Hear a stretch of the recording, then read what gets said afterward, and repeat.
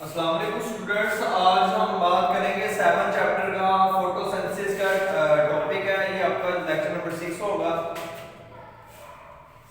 हमने 7 चैप्टर में oxidation reduction reaction किया, उसके बाद हमने एटीपी किया, सेल एनर्जी करेंसी। उसके बाद हम आज फोटोसिंथेसिस पे बात करेंगे। छठा चैप्टर हमने इससे पहले कर लिया था। फोटोसिंथेसिस क्या होता है और ये किन में होता है? सबसे पहली बात ये पौधों में होती है। फोटोसिंथेसिस से क्या होता है कि पौधे अपनी खुराक खुद हासिल करते हैं, खुद बनाते हैं। हम अपनी खुराक खुद बना नहीं सकते। ये नहीं है कि हमने किचन में जाके कुछ बना लिया तो हमने अपनी खुराक बना लिया, ऐसा नहीं होता। वो भी तो हमने किसी से हासिल किया ना। फॉर एग्जांपल आटा है, वो भी हम पौधों से हासिल करते हैं, फसलों से। राइस है, वो भी हम पौधों से हासिल करते हैं, सब्जियां वगैरह। तो फोटोसिंथेसिस क्या होता है? फूड का तैयार होना, पौधों की खुराक का तैयार होना। तो फोटोसिंथेसिस सबसे पहले आपको इसके नाम का मतलब पता होना चाहिए। फोटो मीन क्या होता है बच्चों? Photo mean light, synthesis mean बनाना। तो लाइट की मौजूदगी में, रोशनी की मौजूदगी में कुछ किसी चीज को बनाना फोटोसिंथेसिस होता है। तो इसमें होता क्या बेसिकली, अब मैं हमारा रियल टॉपिक स्टार्ट होने जा रहा है। बट इस फोटोसिंथेसिस में ना ग्लूकोज बनता है, पौधों की खुराक बनती है। पौधों की खुराक क्या होती है? ग्लूकोज। ये देखिए, synthesis of glucose from water and carbon dioxide. पानी और कार्बन डाइऑक्साइड से ग्लूकोज का बनना, ये फोटोसिंथेसिस कहलाता है। और इसमें एक शर्त है कि उसमें आपने बचपन में पढ़ा होगा, पौधों को खुराक हासिल करने के लिए हवा, पानी, रोशनी की जरूरत होती है।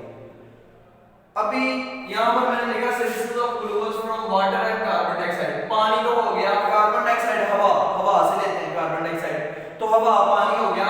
उसके बाद बच्चों रोशनी, ठीक है। Synthesis of glucose from water and carbon dioxide in the presence of sunlight, रोशनी की मौजूदगी में, क्लोरोफिल और क्लोरोफिल की मौजूदगी में, ठीक है। ऑक्सीजन इज बाय प्रोडक्ट, और इसके नतीजे में यानी कि पौधे अपना ग्लूकोज बनाते हैं, अपनी खुराक बनाती हैं पानी और हवा से, यानी कि कार्बन डाइऑक्साइड से, और रोशनी की भी मौजूदगी होती है और क्लोरोफिल की भी मौजूदगी होनी जरूरी है ग्लूकोज के बनाने के नतीजे में। इसके नतीजे में ऑक्सीजन बाय प्रोडक्ट के तौर पर रिलीज होती है। अच्छा बच्चों, फोटोसिंथेसिस में अभी मैंने बताया कार्बन डाइऑक्साइड यूज होता है, पानी यूज होता है, रोशनी। अच्छा मुझे आप लोग बताएं, ये क्लोरोफिल कहां पर पढ़ा था हमने? क्लोरोफिल हमने चौथे चैप्टर में प्लास्टिड वाले टॉपिक में, प्लास्टिड के टाइप के क्लोरोप्लास्ट के अंदर पढ़ा था। और क्लोरोप्लास्ट का फंक्शन क्या था? फोटोसिंथेसिस करवाना। कुछ याद होगा आपको शायद, चौथे चैप्टर में हमने ये पढ़ा था। तो अब ये फोटोसिंथेसिस किसके अंदर होगी? क्लोरोप्लास्ट के अंदर होगी, यानी कि पौधे के सेल के अंदर एक ऑर्गेनेली होती है क्लोरोप्लास्ट, ये सारा कुछ उसमें होता है, ठीक है। अभी हम डिटेल में बात करेंगे आगे जाकर। दोबारा बताने लगा, फोटोसिंथेसिस क्या होती है? Synthesis of glucose from water and carbon dioxide, glucose का बनना पानी और हवा से, in the presence of sunlight, रोशनी की मौजूदगी में, एंड क्लोरोफिल और क्लोरोफिल की मौजूदगी में। Oxygen is a by product, oxygen इसमें बाय प्रोडक्ट। बाय प्रोडक्ट क्या होता है? जो पौधों को जरूरत नहीं होती वो निकाल देते हैं। ये इसकी बच्चों इक्वेशन है। मैंने अभी बोला कार्बन डाइऑक्साइड और पानी मिलते हैं रोशनी की मौजूदगी में, क्लोरोफिल की मौजूदगी में, और अंदर ग्लूकोज बनता है, ऑक्सीजन बाय प्रोडक्ट के तौर पे यूज होती है, और पानी भी बनता है, ओके।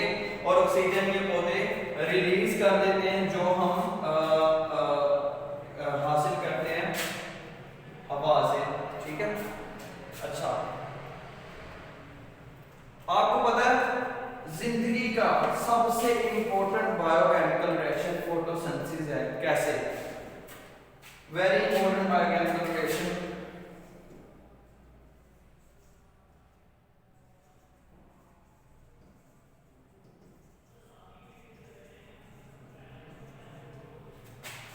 बायोकेमिकल रिएक्शन बहुत इंपॉर्टेंट है। ये कैसे?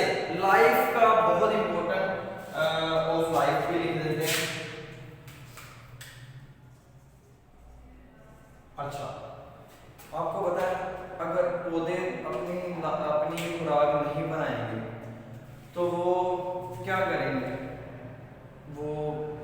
बढ़ेंगे नहीं, ग्रो नहीं करेंगे, रिप्रोडक्शन नहीं करेंगे, तो आपको पता है कि ज़िंदगी में जितनी भी लाइफ है ख़त्म हो जाएगी, क्योंकि सब इनडायरेक्टली या डायरेक्टली पौधों से खुराक हासिल करते हैं। ठीक है, तो फोटोसिंथेसिस बहुत इंपॉर्टेंट रिएक्शन है, बायोकेमिकल रिएक्शन। खैर ये फोटोसिंथेसिस का आपका टॉपिक था और ये शॉर्ट क्वेश्चन आ जाता है, इसकी इक्वेशन लिखा है, इसकी डेफिनेशन लिखी है। उसके बाद बात करते हैं intake of water and carbon dioxide. अभी ऊपर मैंने बोला कि कार्बन डाइऑक्साइड और पानी की जरूरत होती है फोटोसिंथेसिस के लिए। कार्बन डाइऑक्साइड और पानी कहाँ से आता है वो देखते हैं। पहले हम वाटर और कार्बन डाइऑक्साइड रॉ मटेरियल है फोटोसिंथेसिस का। फोटोसिंथेसिस के लिए वाटर, पानी और कार्बन डाइऑक्साइड की जरूरत पड़ती है। उसके बाद बात करते हैं, सबसे पहले हम पानी की बात करेंगे, फिर कार्बन डाइऑक्साइड की बात करेंगे, एयर की बात करेंगे कि कैसे पौधे इसको इनटेक करते हैं फोटोसिंथेसिस के लिए। वाटर क्या करता है? वाटर जो होता है आपको पता है, वाटर जमीन में होता है, सॉइल में, और ये पौधे की जड़ें भी जमी होती हैं सॉइल में, और वहां से वो इस पानी को, सॉइल से उस पानी को एब्जॉर्ब किया जाता है। और फॉर एग्जांपल ये मैं बना रहा हूं एक पौधा, ये इसकी जड़ें हैं,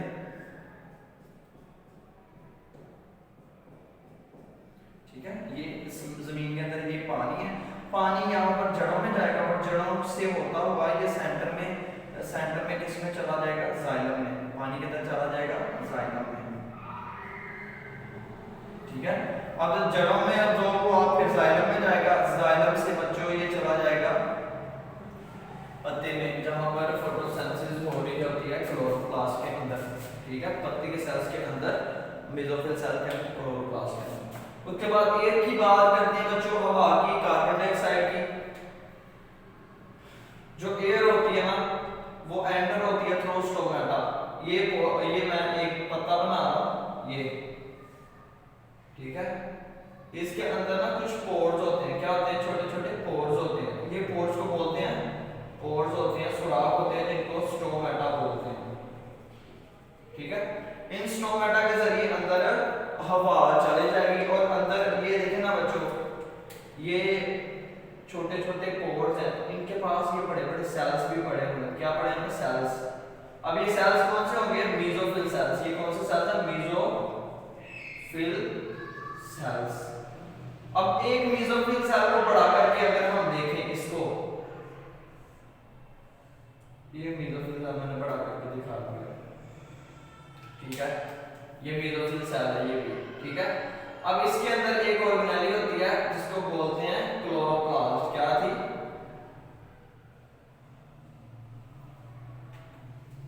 ये मेसोफिल सेल में ये है क्लोरोप्लास्ट, ये है क्लोरोप्लास्ट। ओके बच्चों, ये क्लोरोप्लास्ट है और होता क्या है? सबसे पहले स्टोमेटा के जरिए अंदर एंटर हुई, उसके बाद बच्चों ये एयर स्पेसेस में चलेगी, यानी कि ये सेल्स के दरमियान में देखो, हवा स्टोमेटा के जरिए, पोर्स के जरिए पत्ते के अंदर गई, पत्ते के अंदर जैसे ही हवा गई, कार्बन डाइऑक्साइड गई, उसने जो सेल्स होते हैं ना, मेसोफिल सेल्स के दरमियान इंटर सेल स्पेसेस होती हैं, सेलुलर स्पेसेस, एयर स्पेसेस, उनमें चले जाती है।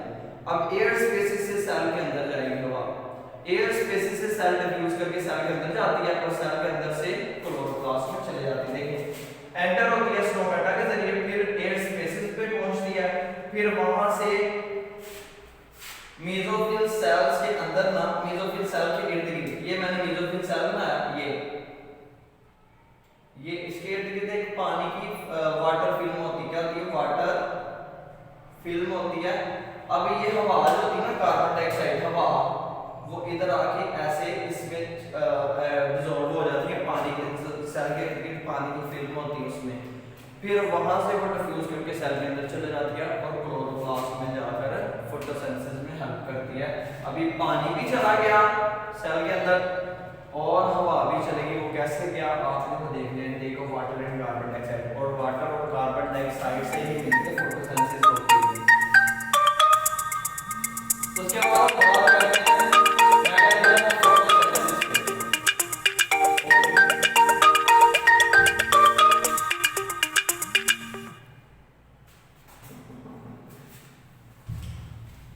Mechanism of photosynthesis. क्या है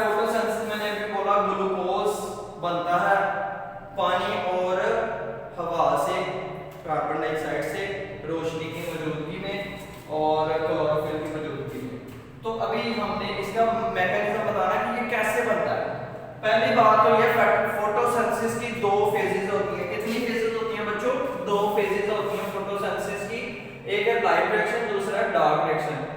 लाइट रिएक्शन और डार्क रिएक्शन को देखते हैं, बड़ा सिंपल सा है और ये बहुत इंपॉर्टेंट शॉर्ट क्वेश्चन भी है और लॉन्ग क्वेश्चन भी है। शॉर्ट क्वेश्चन में आ जाता है लाइट रिएक्शन और डार्क रिएक्शन में फर्क करें, और लॉन्ग क्वेश्चन में अलग-अलग आ जाता है कि लाइट रिएक्शन पे नोट लिखें और डार्क रिएक्शन पे नोट लिखें। तो लाइट रिएक्शन की बात करते हैं। लाइट रिएक्शन में क्या होता है बच्चों? सिंपल है, नाम से जाहिर है। अब ये दोनों मिलके फोटोसिंथेसिस बनाएंगे ना, तो ये दोनों की वजह से ग्लूकोज बनेगा, ठीक है। अब लाइट रिएक्शन नाम से जाहिर है, इसमें लाइट का इस्तेमाल होगा, ओके, रोशनी का, और डार्क रिएक्शन में नहीं होगा। चलो देख रहे हैं। अभी यहाँ पर हमने लिखा कार्बन डाइऑक्साइड, वाटर और सनलाइट की जरूरत होती है। सनलाइट की जरूरत इसमें लाइट रिएक्शन में होती है। क्यों? लाइट आती है, लाइट एनर्जी पड़ रही है पत्ते के ऊपर, वो ना वो कैप्चर होती है, लाइट एनर्जी को पत्ते कैच करते हैं, और उस लाइट एनर्जी, लाइट एक एनर्जी, उसको कन्वर्ट कर देते हैं एटीपी और NADH में। इसमें एटीपी और NADH में चेंज कर देते हैं उसी लाइट एनर्जी को, ओके। अब बस ये है लाइट रिएक्शन आपका, सिंपल। अभी लॉन्ग ये की डिटेल में हम कल पढ़ेंगे लाइट रिएक्शन और dark reaction. High energy molecules बनता है एटीपी और NADH, ये आपका लाइट रिएक्शन हो गया कि लाइट एनर्जी आती है, लाइट एनर्जी वो उसमें चेंज होती है हाई एनर्जी मॉलिक्यूल्स में, एटीपी और NADH में। अकरस किधर होती है? Thylakoid membrane of chloroplast. बच्चों ये था क्लोरोप्लास्ट, मैं इधर ना, ये मेसोफिल सेल है, ये मेसोफिल सेल के अंदर ये है क्लोरोप्लास्ट, ये अंदर है। आपको याद है थाइलाकोइड मेम्ब्रेन, और जब ये स्टैक्ड ओवर ईच अदर होते हैं, एक दूसरे के ऊपर ढेरी बनाते तो ग्रेना बन गया था। अब ये लाइट रिएक्शन होगा इसके ऊपर, लाइट रिएक्शन होगा थाइलाकोइड मेम्ब्रेन के ऊपर, मेम्ब्रेन के ऊपर, ठीक है बच्चों। और ये यहाँ पर लाइट रिएक्शन होता है, क्लियर है? लाइट रिएक्शन में क्या होगा दोबारा बता देता हूँ। लाइट एनर्जी आती है, उसको हाई एनर्जी मॉलिक्यूल में कन्वर्ट कर देते हैं, इसमें एटीपी NADH बन जाता है। उसके बाद बात करते हैं डार्क रिएक्शन पे। डार्क रिएक्शन में क्या होता है? Energy molecules from light reaction. अब देखें यहाँ पर लाइट रिएक्शन जो था उसमें लाइट एनर्जी चेंज हुई हाई एनर्जी मॉलिक्यूल्स में, लाइट एनर्जी एटीपी और NADH में चेंज हो गए थे। अब ये जो एटीपी और NADH लाइट रिएक्शन में बने थे ना, ये इधर इस्तेमाल होते हैं, ठीक है। लाइट रिएक्शन में जो मॉलिक्यूल्स, एनर्जी मॉलिक्यूल्स बनते हैं, वो इधर इस्तेमाल होते हैं। क्या होता है? लाइट रिएक्शन में जो ये चीजें बनी थी, एटीपी और NADH इस्तेमाल होते हैं, जिसकी वजह से कार्बन डाइऑक्साइड को रिड्यूस करके ग्लूकोज बना दिया जाता है, ठीक है। इसमें लाइट इस्तेमाल नहीं होती, और ये तो लाइट रिएक्शन हुआ था थाइलाकोइड मेम्ब्रेन में अक्रॉस, और इसकी अक्रॉस होती है स्ट्रोमा में। ये जो इधर लिक्विड होता है इसको स्ट्रोमा बोलते हैं। तो डार्क रिएक्शन होता है स्ट्रोमा में, लाइट रिएक्शन होता है थाइलाकोइड मेम्ब्रेन में। अभी मैं आपका टॉपिक अभी रिवाइज करने जा रहा हूँ, गौर से सुनिएगा। फोटोसिंथेसिस की बात करते हैं बच्चों। फोटोसिंथेसिस क्या था? पौधे अपनी खुराक बनाते हैं कार्बन डाइऑक्साइड और पानी से, ठीक है। कार्बन डाइऑक्साइड और पानी से पौधे अपनी खुराक बनाते हैं, और खुराक उनकी क्या? ग्लूकोज, यानी कि कार्बन डाइऑक्साइड और पानी से ग्लूकोज का बनना, ये फोटोसिंथेसिस कहलाता है। और इसमें लाइट की, रोशनी की और क्लोरोफिल की